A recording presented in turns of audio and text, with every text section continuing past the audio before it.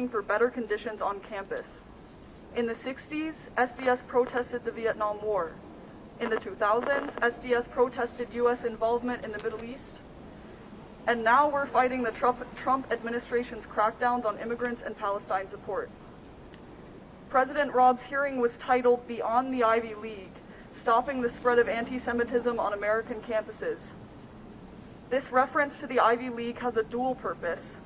First, it smears the already minimal protections some Ivy League schools have given to those who oppose genocide. And second, it foreshadows a crackdown on all the schools with less protections than those Ivy League schools. Therefore, DePaul is not isolated in struggle, but connected to students, staff, and workers across the country who are losing their rights for fighting against ethnic cleansing and genocide. This hearing was not about Jewish safety. It was about suppression of dissent. The chair of the hearing committee, the U.S. House Committee on Education and the Workforce, is Tim Walberg of Michigan. This man, in charge of fostering a better higher education for us, rejects the scientific consensus on climate change, believing that, quote, God can take care of it. In 2015, he co-sponsored a resolution to ban gay marriage, along with voicing support for other homophobic legislation around the globe.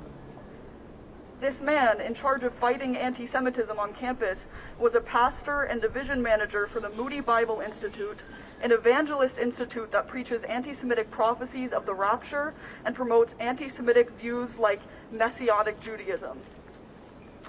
On Gaza, he said the U.S., quote, shouldn't be spending a dime on humanitarian aid, and instead it, quote, should be like Nagasaki and Hiroshima, get it over quick.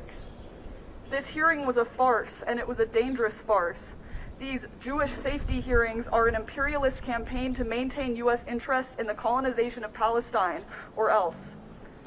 Already, DePaul has sanctioned anti-genocide organizations on campus, including Jews for Justice, the largest Jewish organization not backed by a multi-million-dollar entity. How's that for Jewish safety? Administration has spent millions of dollars, students' dollars, on a multi-stage surveillance and repression campaign in reaction to minor property damage on the Quad. We stand in full support of all forces upholding the human duty to resist genocide. Regardless of the escalating repression, SDS, Jews for Justice, Students for Justice in Palestine, and the other progressive student organizations on campus will not back down.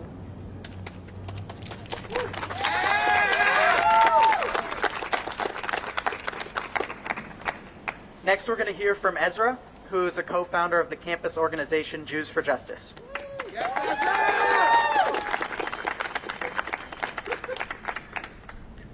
Good afternoon. Can you hear me? My name is Ezra, and I am a co-founder and vice president of Jews for Justice. We are DePaul's only explicitly anti-Zionist Jewish organization. As I deliver our statement, President Rob has already spoken to Congress about the supposed plight of anti-Semitism on campus. It is deeply troubling that anti-Semitism is only a topic of concern insofar that it relates to anti-Zionist organizing in response to an ongoing genocide. Anti-Semitism has been distorted and weaponized to enable the continual degradation of our academic institutions and basic freedoms of speech. This crackdown on anti-Zionist political expression does nothing but serve DePaul's own agenda and actively put Arab and Muslim students at risk. Despite the unique focus on so-called anti-Semitism, DePaul has made no effort to combat it when these reports do not pertain to Zionism. There is a concerted effort to exclude anti-Zionist Jews from campus-sponsored Jewish spaces and events. Our own Jewish identities are plainly disregarded, and our tangible experiences with anti-Semitism are left unaddressed. We have been discouraged from filing Title VI reports on the basis of religious discrimination. We have had concerns about anti-Semitic and Islamophobic course materials gone unannounced. Jewish students are stalked, doxxed, harassed, and targeted frequently by Zionist students and staff on account of being anti-Zionist. On Friday, May 2nd, Jews for Justice attended a meeting alongside 6 other Jewish students, with President Rob and other administrators. In this meeting, it was continually made clear that the administration equates anti-Zionism with anti-Semitism, to the detriment and continued suppression of anti-Zionist and pro-Palestine student organizing. In addition, Rob revealed in this meeting that he was implementing an identity verification policy, making it possible for a public safety officer to request that any person on DePaul's campus remove their mask or other face covering if asked to do so. This policy, similar to other hostile policies being enacted on campuses nationwide, will further disparage student organizers and jeopardize the health and safety of disabled community members on our campus. DePaul needs to ensure that all of its students are safe. This current fixation on Jewish safety is nothing more than optics, especially when Arab, Black, Brown, and Muslim members of the DePaul community have been routinely targeted for religious beliefs and political affiliations. President Rob has also announced the hiring of a so-called anti-Semitism coordinator to address the needs of Jewish students on campus. This coordinator, Scott Levin, comes to DePaul after a decade-long career as a regional director for the ADL, an organization that claims its purpose is to combat hate, but we know the horrifying reality. ADL officials have a long history of infiltrating organizing spaces and selling information to oppressive governments, just as Roy Bullock, the ADL's espionage operative, did for anti-apartheid South African activists. The ADL fully denied the Armenian genocide for years, despite international outcry, just as they do with Palestine. They frequently excuse the anti-Semitic behavior of prominent white nationalists like Elon Musk, whose Nazi salute was just an awkward gesture, according to the ADL. Let it be known that the ADL is an arm of state-sponsored surveillance and repression, not a benevolent agent seeking to curb Jew hatred. The continual failure on part of DePaul University to serve all of its students is growing clearer by the day. We are witnessing the 578th day of a genocide, which the United States and investments from DePaul University are continually supporting. Our tuition money is not being used for education. It is being used to hire private security personnel, surveil us, and repress us. Jews for Justice categorically condemns this and wholeheartedly supports Palestinian freedom and self-determination. Until liberation, free Palestine.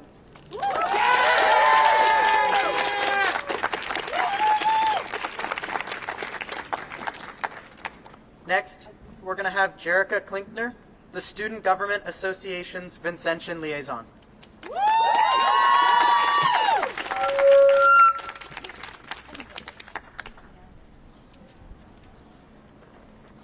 Good afternoon, everyone. Thank you for being here today. My name is Jerica Klinkner, and I'm the Vincentian Liaison for DePaul's. Thanks, girl. My name is Jerica Klinkner, and I'm the Vincentian Liaison for DePaul's Student Government Association.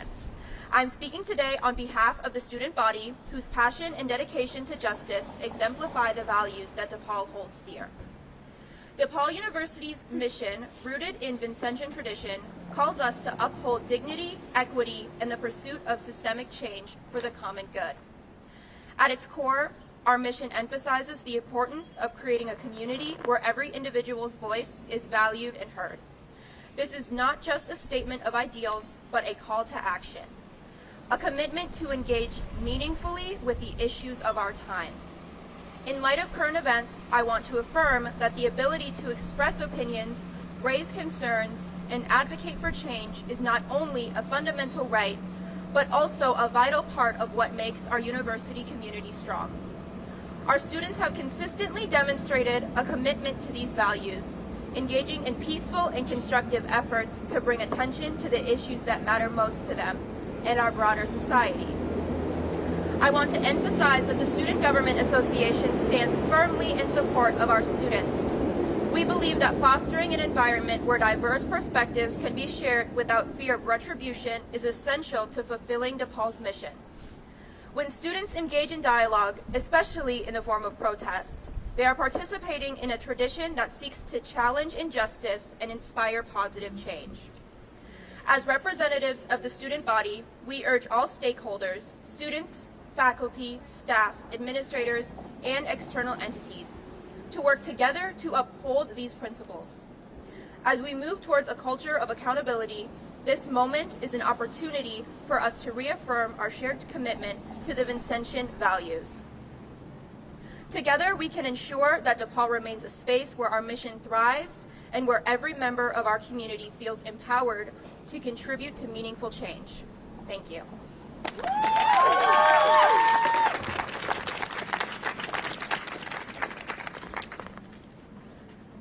We'll now hear from Olivia Zayed, a current sophomore at DePaul, speaking on behalf of Students for Justice in Palestine.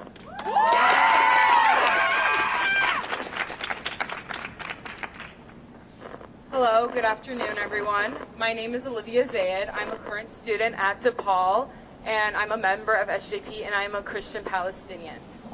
Today, Robert Manuel, the current president of DePaul University, testified in Congress, something to be considered an honor. And in Q&A last week, we heard him share in front of student government how he intended to simply share his story. As students of DePaul, we were wondering what the story really is. Is it the story where Rob Manuel called CPD on our peaceful encampment, leading to a student's hijab being ripped off? Is it the story where a Palestinian student was spat on campus for wearing keffiyeh, and he did nothing about it? Or is it the story where DePaul threatened arrest for a memorial to honor martyred Palestinian children? President Manuel, the only story you have to share is the one where you and all of Board of Trustees were complicit in this genocide. And not only were you complicit, you are actively stripping Palestinians of their right to protest against the genocide and mass slaughter of our families. DePaul claims to have Vincentian school, to be a Vincentian school that takes honor in dialogue, but not once since the start of this school year has Robert attempted to meet with any Palestinian students. Harvard University established a task force to combat anti-Muslim and anti-Arab discrimination. But DePaul and Robert Manuel continue to sanction their only Palestinian-led activist groups on campus. Today, we heard from President Manuel himself testify and brag about silencing and repressing Palestinian voices, which he claims will keep other students safe.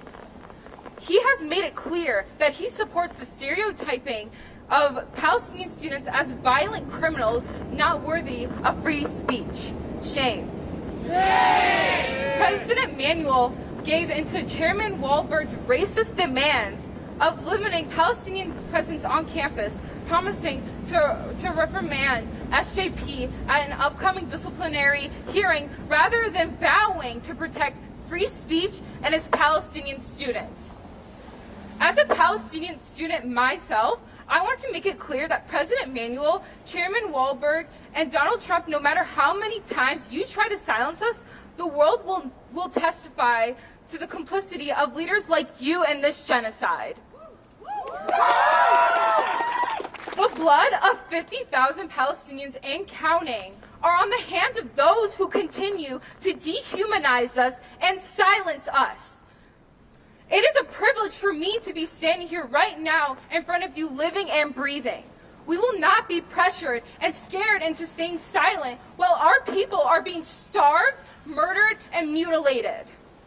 History and humanity will remember Rob Manuel stood on the side of genocide, suppression of student voices, and refusal to divest from apartheid. We have heard Congress, along with our president, threaten loss of degrees for the sake of ending activism on campus. But I will tell you this: there is nothing left that this university or government can take away that will hurt us. More than watching our people die from will hurt us more than watching our people die in front of our eyes. So you could take away our degrees, you could attempt to silence us from speaking out, but our university and our government will not be going through all of this trouble if they were not afraid of the power the students have. Thank you.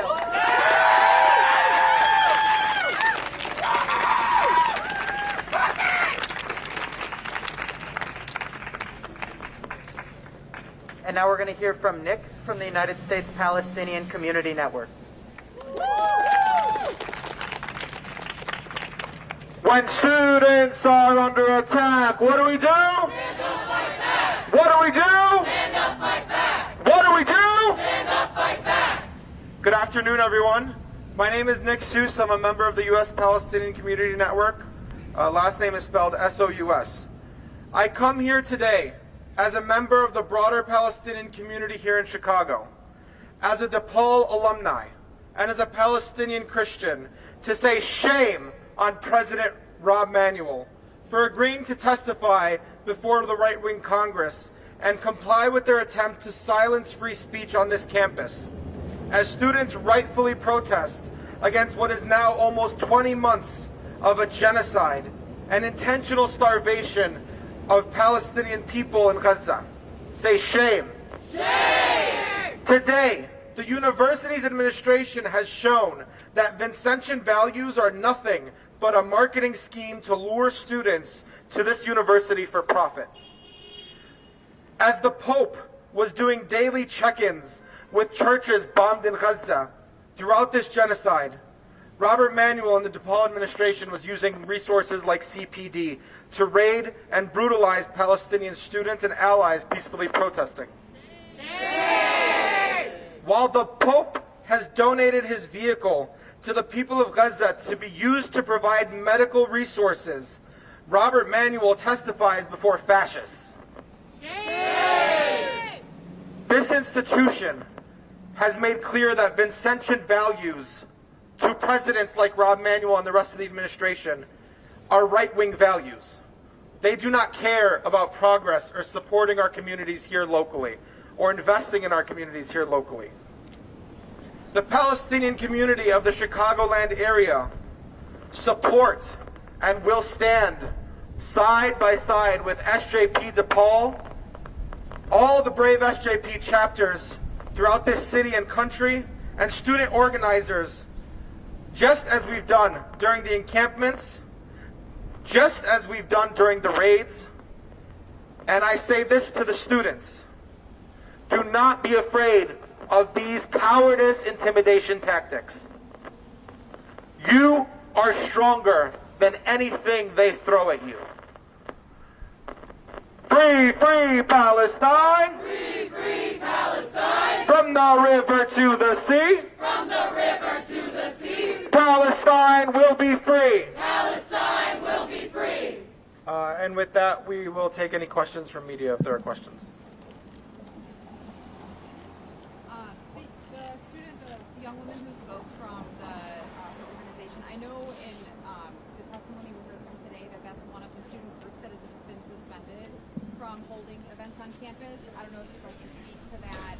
And then just of all of these new policies, what you would like to see reversed or what you would like to see changed? Yeah, well, first let me start off by saying my name is Henna, that's H-E-N-N-A, last name is Aish, A-Y-E-S-H. I am the current co-president of SGP DePaul. To be honest, we actually heard on live for the first time that we are suspended this quarter. We were officially sanctioned, so we were not able to hold any events on campus and we had no access to funding the previous 2 quarters. However, it was news to us that we were suspended again this quarter since administration did not tell us that. We did receive an email about Friday letting us know that we're under investigation for a post that we made about Palestinian organ theft. And that investigation is still pending, and I'm supposed to be at the Dean's office tomorrow. But it seems as though from this testimony today that Robert Manuel and all of DePaul has already made their decision that we are going to be suspended. And it's unfortunate that we had to hear it on the live. And what does that, and for those who don't understand what that means, what does that mean for your group, that what you're not able to do? It means that we are no longer going to be recognized as a student organization on campus, which also opens up doors to individual punishment as well. And then the second question of the new policies, the ID verification, the face mask removal, like of those new things instituted, any just specific thoughts on that and what you'd like to see change in the future? I think it's a shame that they were even passed in the first place. I think the mask verification policy, according to some faculty who were in that room when it was voted on, the reason for that mask verification was because of us Palestinian protesters. And it was pretty clear that that was the reason. And I think it's a shame that it even got passed in the first place. We have the right to safety, and it's unfortunate that our university is not doing anything to protect us from that. When was the last time you had any type of meeting with DePaul? The last time that we met with DePaul was during the encampment. Unfortunately, we've been trying to get in touch with Robert Manuel, but there's been no luck. Robert Manuel did meet with Jewish students last Friday, but he did not make any reach to any Palestinian students coming up to his testimony. Do students ever sit in class and they're told, take your mask off or you have to leave? No, they aren't, not in class. But obviously now it's going to be changed, probably. Any other questions? I also do want to say it is pretty unfortunate that, today it was a testament that our president is willing to cower to fascist and right-wing politicians and Republican politicians today. Robert Manuel willingly accepted that invitation. He did not have to go today. And as Palestinian students, we already knew that there was a possibility that he was going to throw us under the bus. And that's exactly what he did today. He threw us under the bus. And I think it's unfortunate that he had the opportunity to further defend freedom of speech and protect our rights as students on campus. And unfortunately, he did not do that today. Are you still talking to students at other universities, Loyola, Northwestern? How's that going? Yes. In fact, a lot of these students are actually here today that are from these other schools. Let me hear you say, free, free Palestine! Free